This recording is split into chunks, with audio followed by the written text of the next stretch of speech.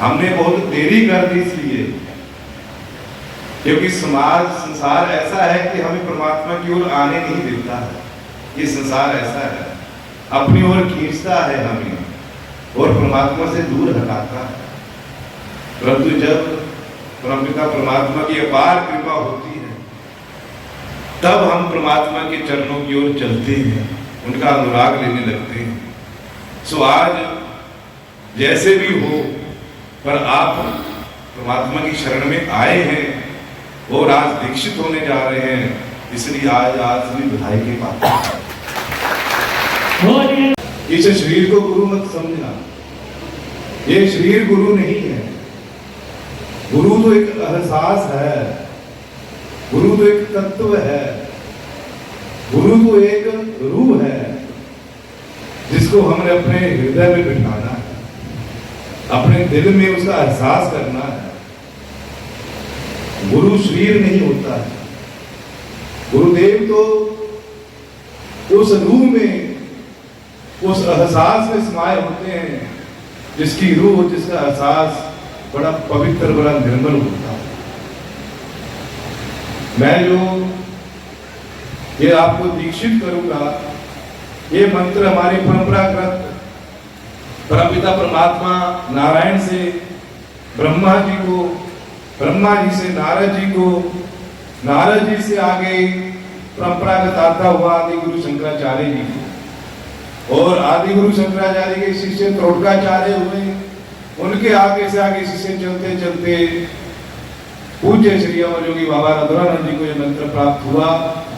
उन्होंने अपने शिष्यों को देते देते आज ये मंत्र मुझ तक पहुंचा है और आज ये मंत्र मैं आप तक पहुंचाऊंगा।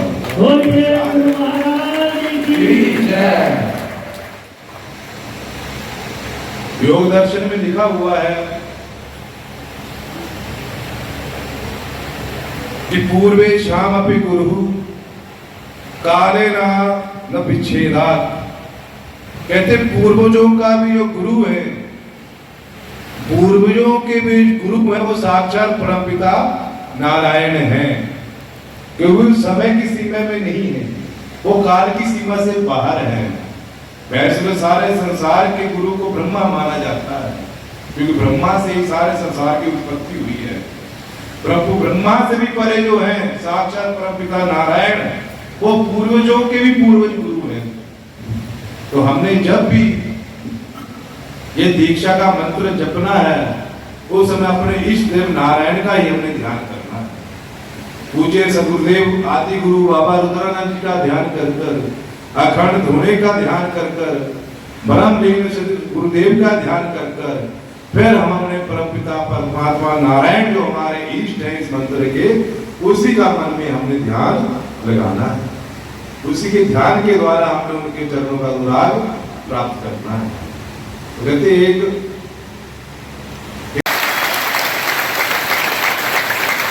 वो पीछे आवाज जा रही, बाहर तालियां बजाकर बताएं आवाज जा रही है।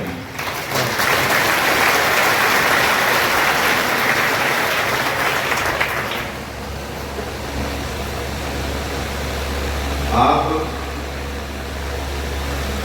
आज दीक्षित होने के लिए आए हैं।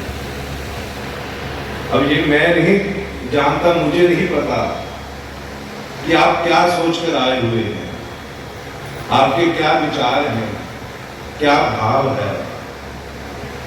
आपकी एक और केवल एक मैंने आप में गुण देखा कि आपकी अगाध श्रद्धा आश्रम के प्रति है, अगाध विश्वास है।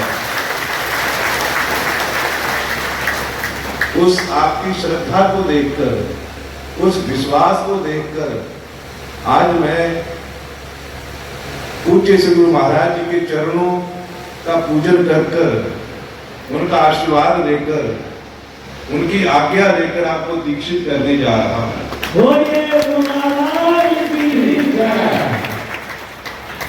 ये दीक्षित करना आम बात इसको नहीं, इसको हल्के में नहीं लेना है।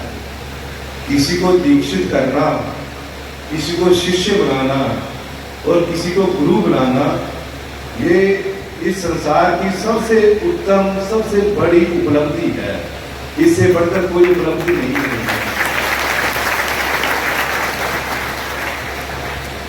मैं तो शायद अभी इस काबिल ना हूं कि मैं आपको दीक्षित कर सकूं, पर मुझे मेरे गुरुजनों का आशीर्वाद है, उनकी मेरे ऊपर कृपा है, और उनके ही आशीर्वाद से, उनकी ही वाणी मेरे हृदय में बैठकर मेरे मुख से निकलेगी आपको दीक्षित करने के लिए।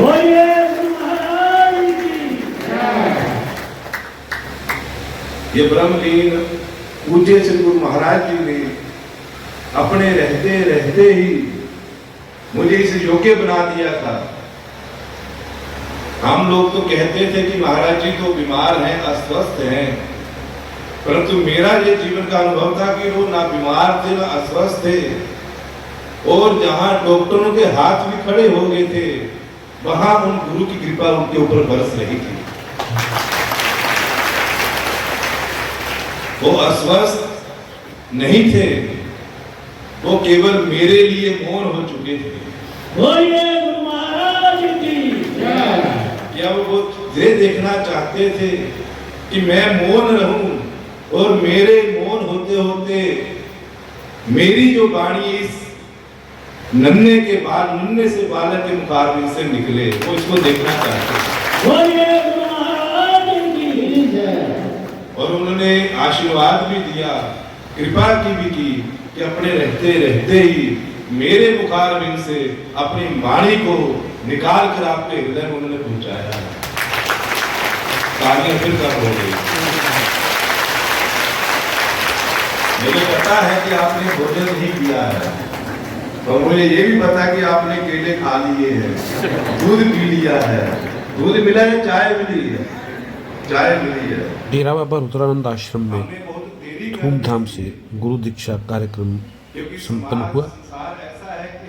आज 8 मार्च 2026 को हेमानंद महाराज द्वारा दूर दूर से पहुँचे हुए श्रद्धालुओं को गुरु मंत्र दिया, और इसके साथ ही उन्होंने गुरु की महिमा भी बताई। उनका कहना था कि गुरु एक आत्मा के दर्शन है। गुरु को जो है वो आत्मा के साथ उसका एक रिश्ता पवित्र है, जो उसको बनाए रखे उसका भला संभव है।